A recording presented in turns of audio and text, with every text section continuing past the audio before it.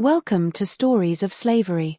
Today's account uncovers the nearly unbelievable true story of an enslaved man who, against every force of his time, rose to become the heir of a Gilded Age estate and dared to challenge the most powerful dynasty the nation had ever witnessed. What followed defied every law of his era, put an empire built on secrets and control at risk, and exposed a reality the system was never meant to confront. This story is heavy and profound. Pause for a moment, center yourself, and give it your complete focus. Before we continue, please take a moment to subscribe to this channel and leave a comment sharing which city and country you're tuning in from. Your support helps keep these stories alive and prevents them from being forgotten. Be sure to stay until the end. This story raises a question history has yet to answer. Let's begin. In the fall of 1891, a black man walked through the gardens of one of America's most opulent estates.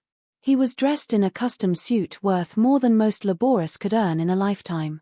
His shoes were spotless. His posture was refined.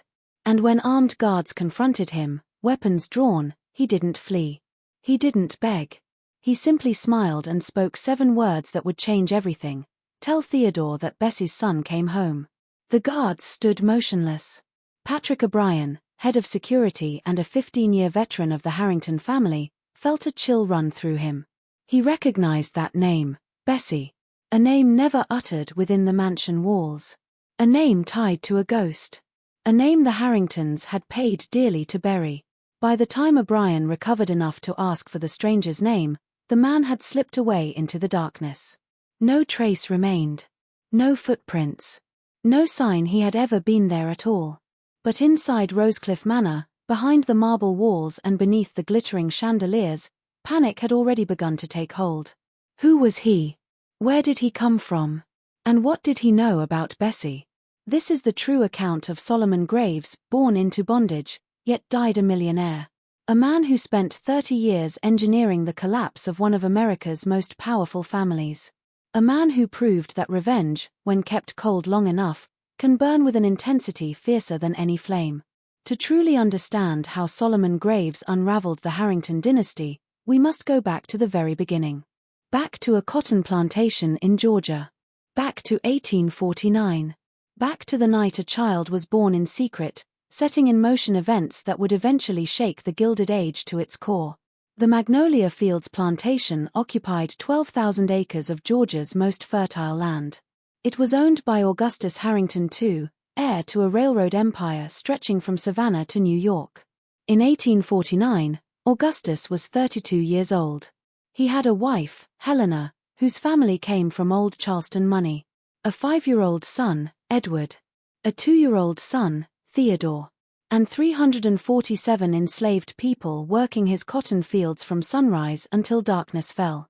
Among them was a woman named Bessie. She was 24, born on the plantation, never once having left its borders.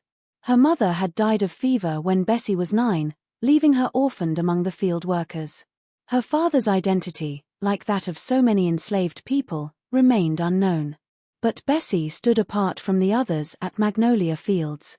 Her beauty was striking, skin the color of warm honey, large and expressive eyes. At 16, she had been selected to work inside the main house as a domestic servant. Working indoors was seen as a privilege, easier tasks, better food, fewer beatings. But it came with dangers the field hands never faced. Dangers Bessie understood all too well. Augustus Harrington first noticed her one sweltering summer evening in 1847 while she was serving dinner to his guests. Bessie was 22 then. Augustus, 30, had grown tired of his delicate wife, whose illnesses kept her bedridden more often than not. The way Bessie moved through the room, graceful, silent, caught his eye. Her habit of keeping her gaze lowered while somehow noticing everything intrigued him. Within a week, he had arranged for her to clean his private study. Within a month, everyone in the slave quarters knew what was happening behind those closed doors. No one spoke of it aloud. Not where anyone could hear. But they all knew. The other slaves noticed how Bessie would return late at night, her clothing disheveled, her eyes vacant. They saw how the master summoned her whenever his wife traveled to see relatives. They saw. They understood. And they remained silent, because speaking meant death. By the spring of 1849, Bessie realized she was pregnant. She tried to hide it as long as she could, binding her stomach with cloth, wearing looser dresses, avoiding the mistress's gaze at all costs. But by August, concealment became impossible. Her belly had grown, the baby's arrival was near. Everyone on the plantation waited to see what would happen. Helena Harrington was not naive. She knew about her husband's visits to the slave quarters. She knew about Bessie. And when she noticed Bessie's condition, she understood exactly whose child was growing inside her. But Helena was practical. Raised in a world where men did as they pleased and wives looked the other way, she recognized that scandal would only hurt her. So she did what women of her class did, pretended not to see, pretended not to know, and waited for the problem to resolve itself. The baby arrived on September 15, 1849, in a cramped cabin at the edge of the quarters. Martha, an elderly enslaved woman who had delivered over 100 babies in her 60 years, helped Bessie through labor. It was brutal. Bessie screamed for hours. Other slaves gathered outside the cabin, listening, praying, hoping mother and child would survive. Just before midnight, a baby boy took his first breath. Bessie held him, crying not from sorrow, not from joy, but something in between. She knew what awaited her son: enslavement like her, fieldwork like her mother, suffering like everyone she had ever loved. Yet looking at his tiny face, his small fingers, his eyes already showing hints of gray, she made a decision. "Your name is Solomon," she whispered. "And one day, you'll be free." Old Martha, cleaning up after the birth, heard those words. She also noticed something else that gave her pause. The baby's skin was much lighter than Bessie's. And those gray eyes did not belong to a slave. They belonged to Augustus Harrington. Martha had spent 40 years on that plantation. She had witnessed things, kept secrets, learned to survive. And she knew this child, this proof of the master's transgression, was in grave danger.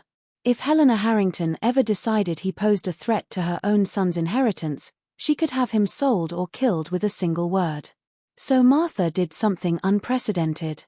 After Bessie fell asleep, exhausted from childbirth, Martha took out a small object she kept in her pocket, a gold medallion she had found years earlier in the master's study, dropped and forgotten behind a bookshelf. The medallion bore the initials A.H. Augustus Harrington.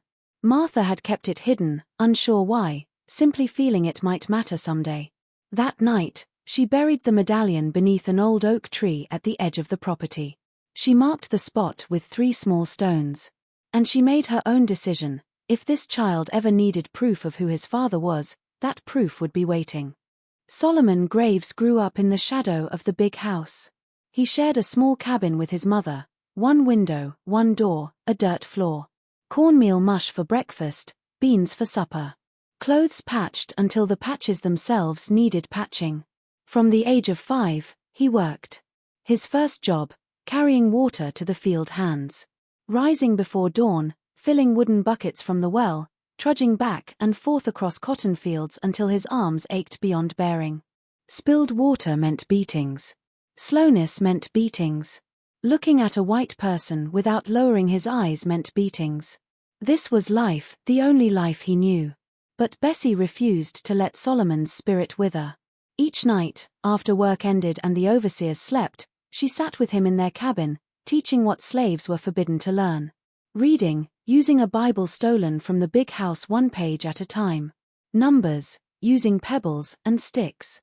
The world beyond the plantation, a world she had never seen but heard about from slaves bought and sold across the regions. "There's a whole country out there," she would tell him. "Cities bigger than you can imagine. Places where black people are free, own businesses, wear fine clothes, and nobody controls them." Solomon would listen, eyes wide. "Can we go there, Mama?" Bessie would stroke his hair and smile sadly. "Someday, baby. Someday." But she knew the truth. Escape from magnolia fields was nearly impossible. Miles of wilderness surrounded the plantation. Runaways faced dogs and guns. Those caught were whipped until their backs became raw meat, then returned to work as warnings. Bessie had heard those screams. She understood that running meant almost certain death.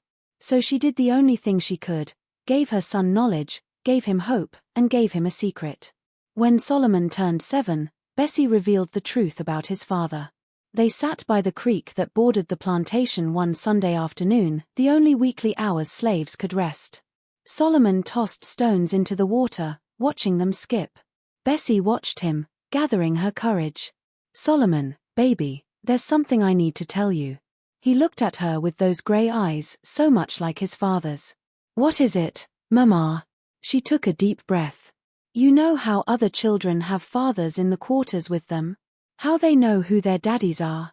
Solomon nodded. He had noticed. He had wondered. But like all slave children, he had learned that some questions weren't safe. "Your daddy doesn't live in the quarters, Solomon. Your daddy lives in the big house." The boy looked confused. "The big house? But only white people live there." Bessie took his small hands in hers. "That's right, baby. Your daddy is a white man. Your daddy is Master Harrington." Solomon was too young to fully grasp what that meant. But he understood enough. Understood why his skin was lighter.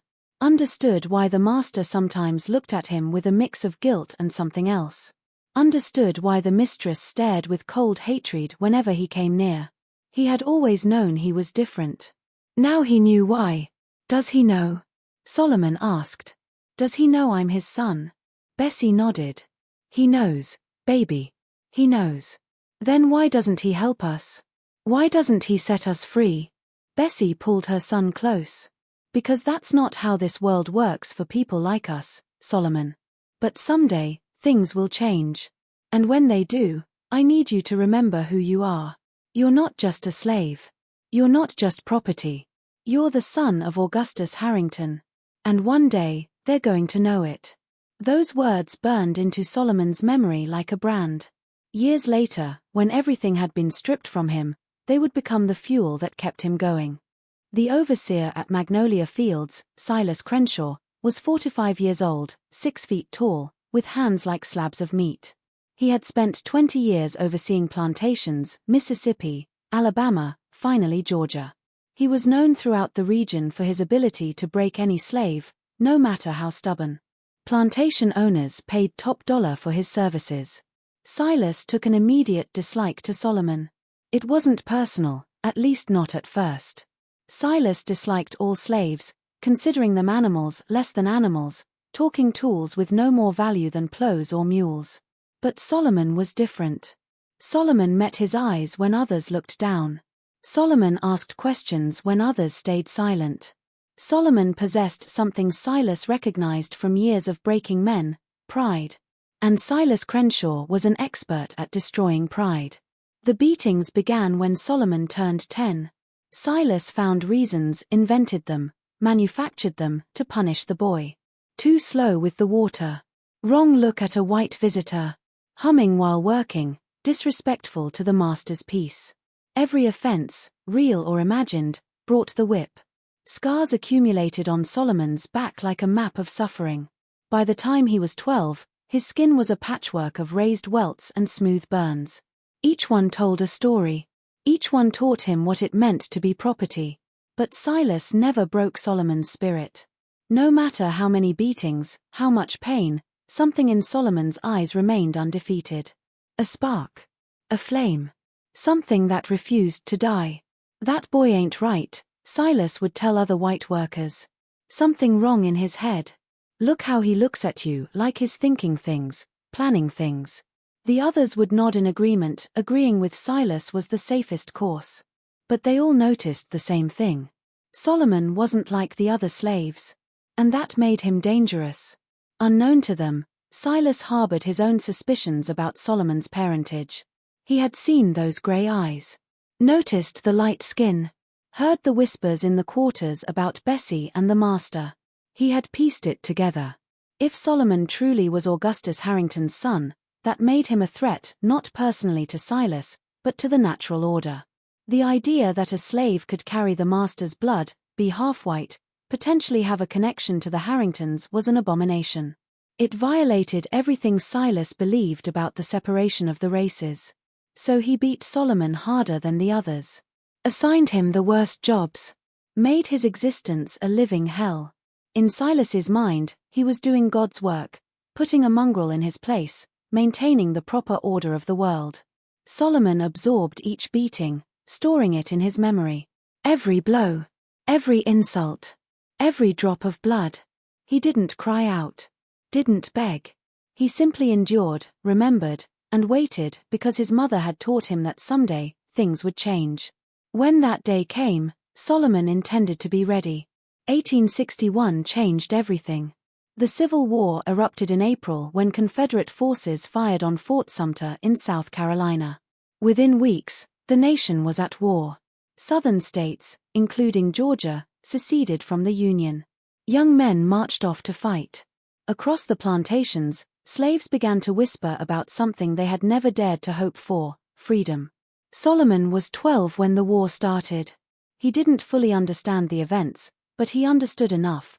People were fighting over whether slavery should exist. The Northern armies wanted the slaves to be free. If the North won, his life would never be the same. The war years were hard at Magnolia Fields. Most of the young white men had gone to fight, leaving the plantation understaffed. Food grew scarce as the Confederate Army requisitioned supplies. The slaves worked harder than ever to make up for the missing workers. Silas Crenshaw, too old to fight, grew even more brutal as his frustration mounted.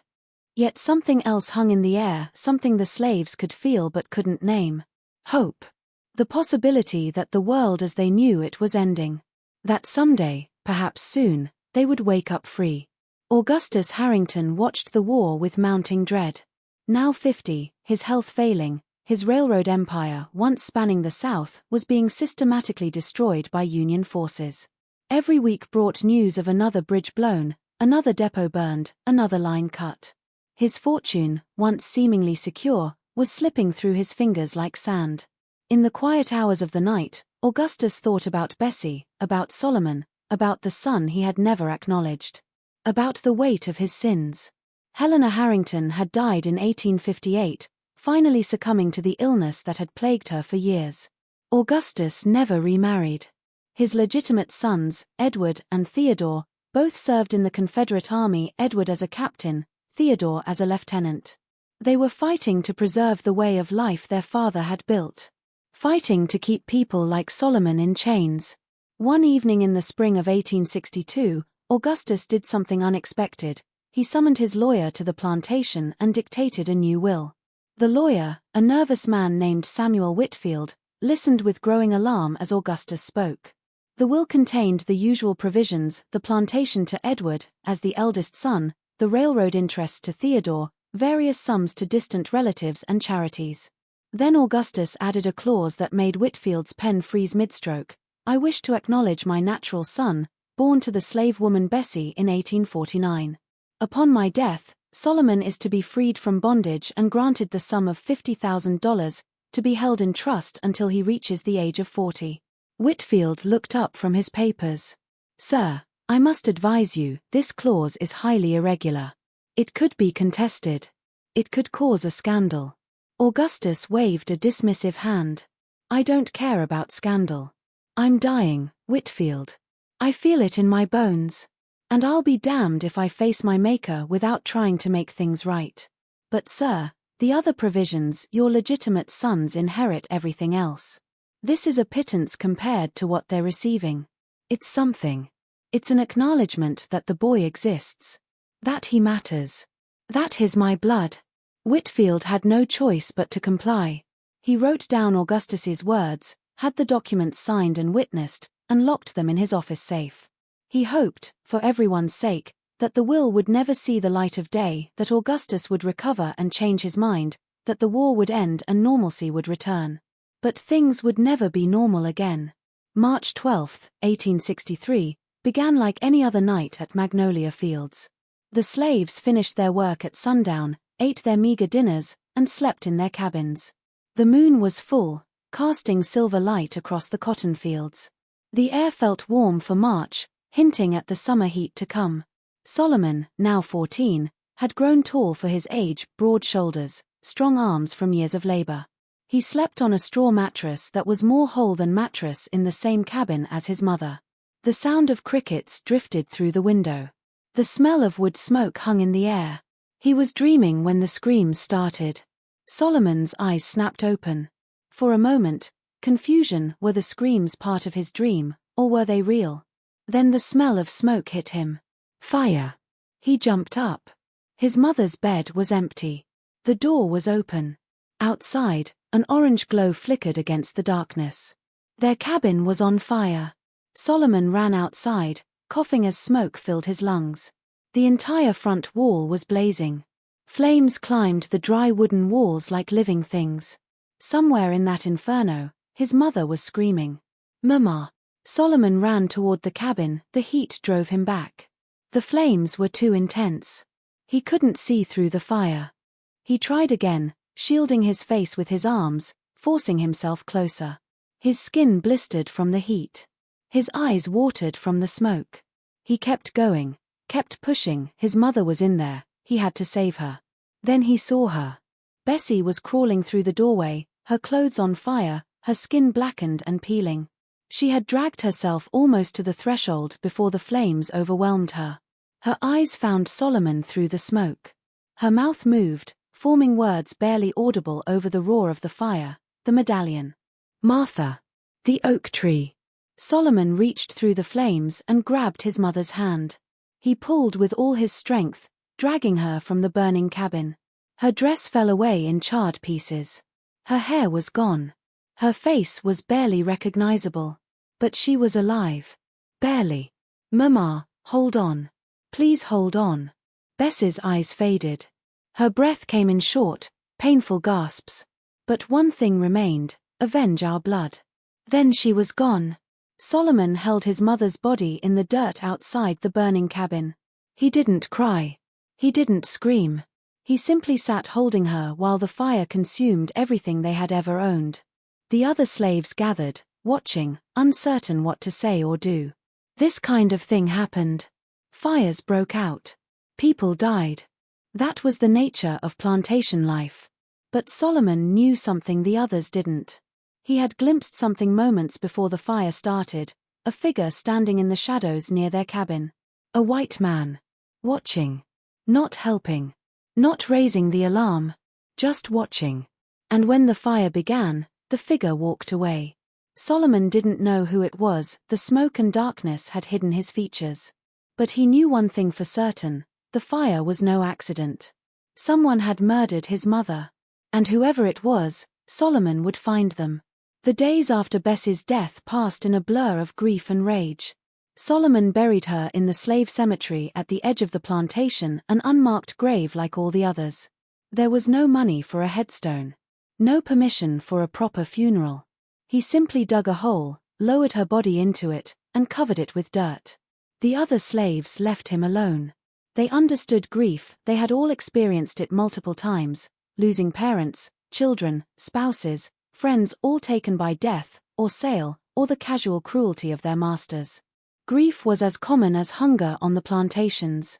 But Solomon's grief was different. It was cold. Hard. Focused. He spent hours thinking about the figure he had seen that night, trying to remember details, piece together clues. The man had been tall, wearing dark clothes. There was something about the way he stood, the way he moved, that seemed familiar.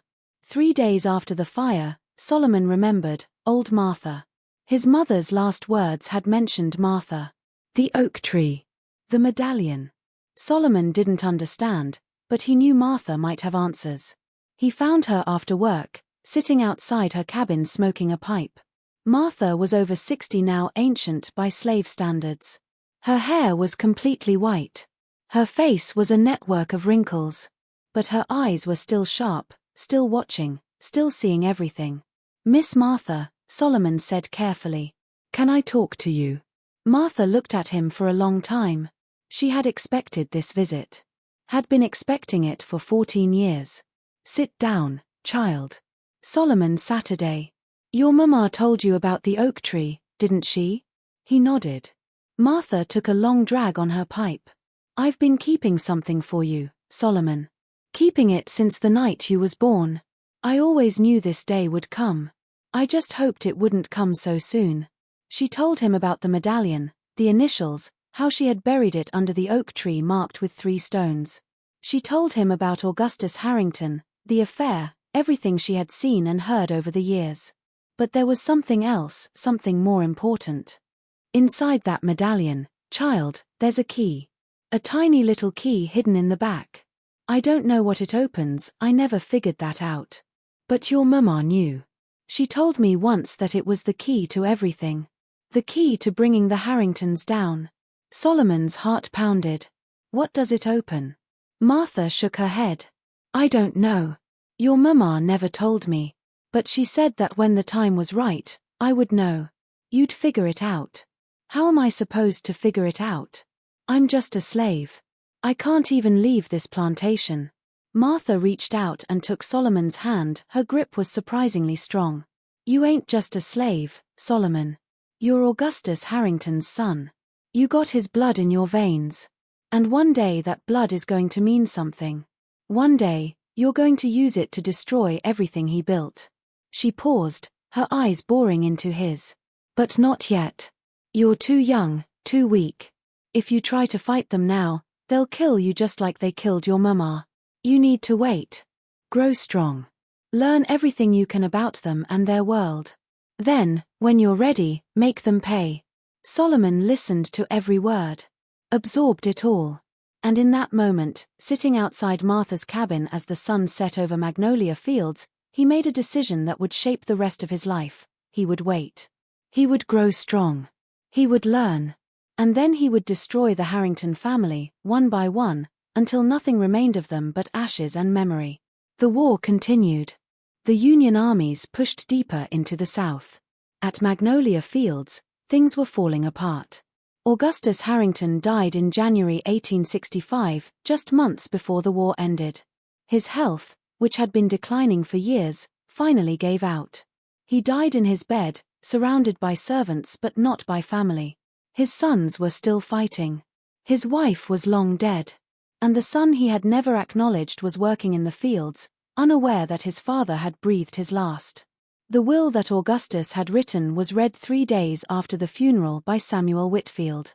Edward and Theodore Harrington, both granted emergency leave to attend the burial, sat in the lawyer's office listening as the inheritance was detailed. Edward received the plantation. Theodore received the railroad interests. Various sums went to relatives and charities. Everything they had expected. Then Whitfield read the final clause. I wish to acknowledge my natural son, Solomon, born to the slave woman Bessie in 1849. The room went silent. Edward and Theodore exchanged looks. Neither spoke, but their faces told the story: shock, disgust, and something else. Fear. This is preposterous, Theodore finally said. Our father would never have written such a thing. He wasn't in his right mind. Whitfield shifted uncomfortably. I assure you, Mr. Harrington, your father was of sound mind when he dictated this will. I witnessed it myself. Then you witnessed a fraud, Edward said coldly. This document is clearly a forgery. Some scheme by abolitionists to embarrass our family. Sir, I must protest, you must do nothing. Theodore interrupted. This will is invalid.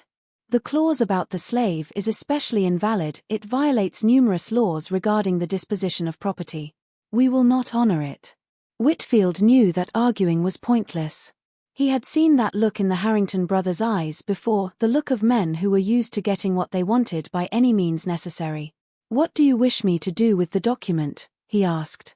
Edward and Theodore exchanged another glance, a silent communication passed between them. Destroy it, Edward said. Burn it. Pretend it never existed. And so Samuel Whitfield, lawyer, witness, and coward, did exactly that. He took the will that acknowledged Solomon as Augustus Harrington's son, the will that granted him freedom and $50,000, and burned it in his office fireplace. The ashes floated up the chimney and disappeared into the night sky. Solomon, still working in the fields, never knew how close he had come to a different life. The war ended in April 1865. Robert E. Lee surrendered to Ulysses S. Grant at Appomattox Courthouse, and the Confederacy collapsed. Within weeks, Union soldiers arrived at Magnolia Fields and informed the slaves that they were free. Solomon was 15. He had spent his entire life in bondage, never traveling more than a mile from the place where he was born. Suddenly, impossibly, he could go anywhere, do anything, be anyone. The other slaves celebrated, they sang, they danced, they hugged each other and wept with joy. For them, this was the moment they had dreamed of for generations, the moment when they were finally treated as human beings. But Solomon did not celebrate. He stood apart, watching the Union soldiers with suspicious eyes. He had learned not to trust white people. He had learned that freedom could be a trick, a trap, another way to hurt you when you least expected it. Besides, he had unfinished business. Before he left Magnolia Fields forever, Solomon went to the oak tree that Martha had mentioned. He dug beneath its roots following her directions and found the medallion. It was tarnished from years in the earth, but the initials AH were still visible. When he opened the back, as Martha had described, he found the tiny key hidden inside. Solomon held the key in his palm, staring at it. This small piece of metal was connected somehow to his mother's death. Connected to the Harringtons. Connected to a secret that someone had been willing to kill to protect. He didn't know what the key opened. He didn't know how he would find out. But he made a promise to himself, to his mother's memory, he would discover the truth. He would use it to destroy the Harringtons. He would make them suffer as they had made his mother suffer. With the medallion around his neck and the key in his pocket, Solomon Graves walked off the Magnolia Fields plantation for the first and last time. He didn't look back. He didn't say goodbye.